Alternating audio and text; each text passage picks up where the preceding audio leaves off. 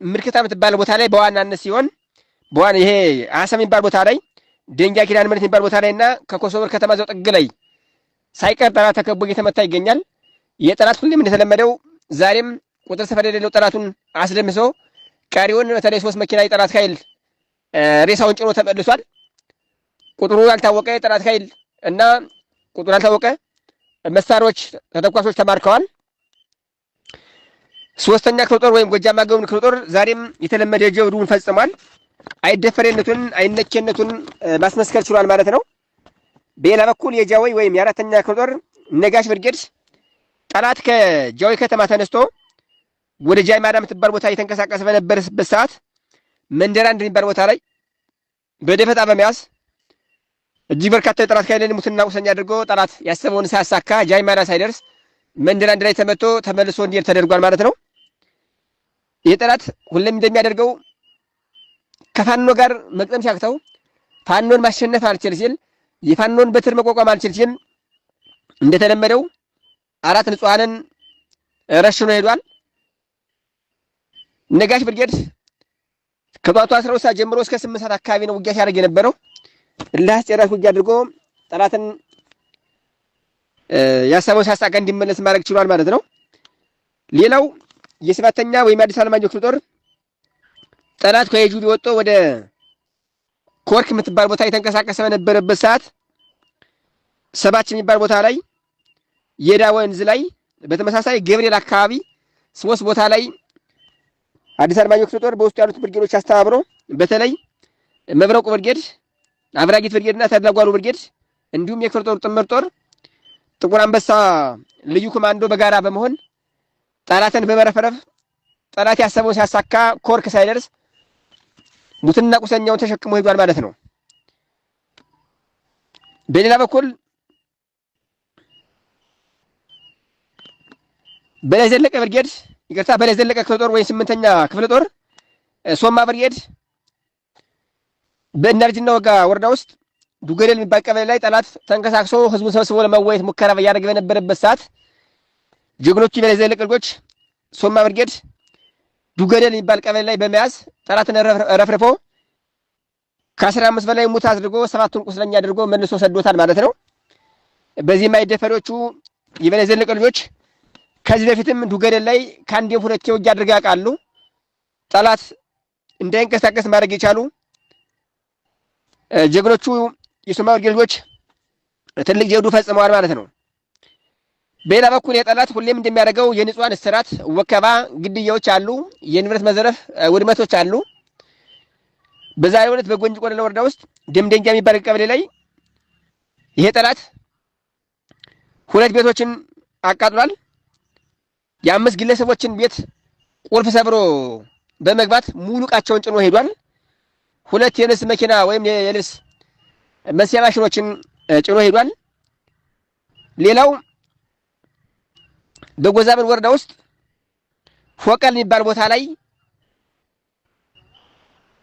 በመኪና ተጭነው ሲንቀሳቀሱ የነበሩ ለግል ስራቸው በተለይ ወደ ገበያ እየሄዱ የነበሩ ንጹሃን ላይ መኪናው ላይ የድሮን ጥቃት በመፈጸም በዚህም ከኋላ የነበሩ 3 ግለሰቦች የጉዳት ሰለባ እንዲሆኑ ተደርገዋል። ይህ ጠላት አየር ኃይሉም እግረኛውም አልችል ስላለ አሁን ላይ ከሚያደርገው አስቀያሚ ስራው ውጭ የስልክ ሪከርድ፣ ፎቶሾፕ እና መሰል ነገሮች ላይ ይውላል። ሀገር አስረክቦ ተቋም አስረክቦ ስርዓቱን አስረክቦ እንደነዚህ አይነት ተራ ጉዳዮች ላይ ተሰማርቶ ይገኛል። ይሄ ትልቁ የመሸነፍ ምልክት ነው። ትልቁ የመሸነፍ መገለጫ ነው። ፋኖ ትግሉን አሸንፈናል ስንል ስናወራ ዝም ብለን አይደለም። እኒህና መሰል ነገሮችን ጠላትን እንዳሸነፈ ነው የሚያረጋግጡ ቁልጭ ብለው የሚታዩ ማስረጃዎች ማረጋገጫዎች ስላሉን ነው።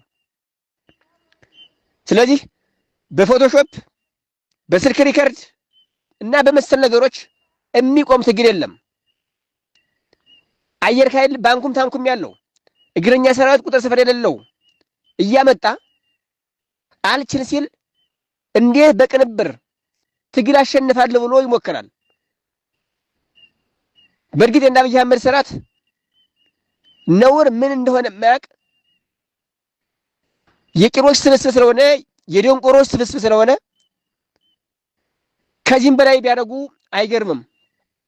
ለምን ብልጽግና ስርዓት ውስጥ አንድም የተሻለ ሰው ስለሌለ አንድም የተሻለ ሰው የለም።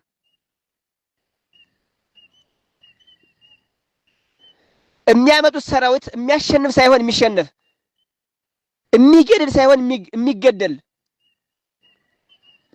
እና አብይ አህመድ የሚልኩት ሰራዊት የሚሞት እንጂ ፈጽሞ የሚገድል አይደለም፣ የሚሸነፍ እንጂ የሚያሸንፍ አይደለም። ለምን ከስረ መሰረቱ ከምንጩ ገና ሲነሳ ሐሰትን የያዘ እውነተኛ መሰረት የሌለው ስለሆነ አንድ፣ ሁለተኛ የለብ ስልጠና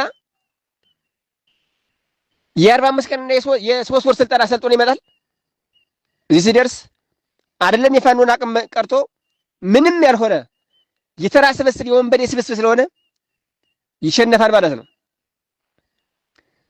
ስለዚህ የአብይ አህመድ ወታደር ሙሉ በሙሉ የሙታን ስብስብ ነው። የሙታን ስብስብ ሲጀመር ስለ ልቦና የሞተ ጀግና የተሰኘውን የዘንድሮን ሽልማት ከተለያዩ የዓለም ክፍሎች ከተውጣጡ 6 ጋዜጠኞች ጋር አሸነፈ። ተስፋለም ወልደየስ ዶቼ ቬለን ጨምሮ በተለያዩ የሀገር ውስጥና ዓለም አቀፍ መገናኛ ዘዴዎች ከ20 ዓመታት በላይ አገልግሏል። በአሁኑ ወቅት ኢትዮጵያ ኢንሳይደር የሚል ስም የሰጠውን የበይነመረብ መገናኛ ብዙሃን የሚያስተዳድረው ተስፋለም በረዥም ጊዜ አገልግሎቱ በተለያዩ የኢትዮጵያ መንግስታት ታስሯል። የጸጥታ ኃይላት ክትትልና ጫናም ሲደረግበት ነበር።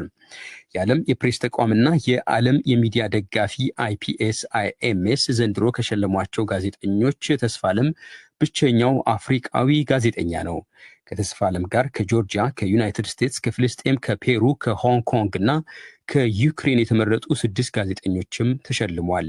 ሽልማቱ የፊታችን ጥቅምት 14 ቀን 2018 ቪየና ኦስትሪያ ውስጥ በሚደረግ ስርዓት ለተሸላሚዎች አሊያም ለተወካዮቻቸው ይሰጣል ተብሏል። የቬኔዙዌላ ተቃዋሚ መሪ ማሪያ ኮሪና ማቻዶ የዘንድሮ የሰላም ኖቤል ተሸላሚነትን አሸነፉ። ማሪያ አሸናፊነታቸው በይፋ ከመነገሩ ጥቂት ደቂቃዎች በፊት የኖርዌይ የኖቤል ተቋም ኃላፊ ክርስቲያን ቤርግ ከተኙበት አስቀስቅሰው በስልክ ስለ አሸናፊነታቸው ነግሯቸዋል።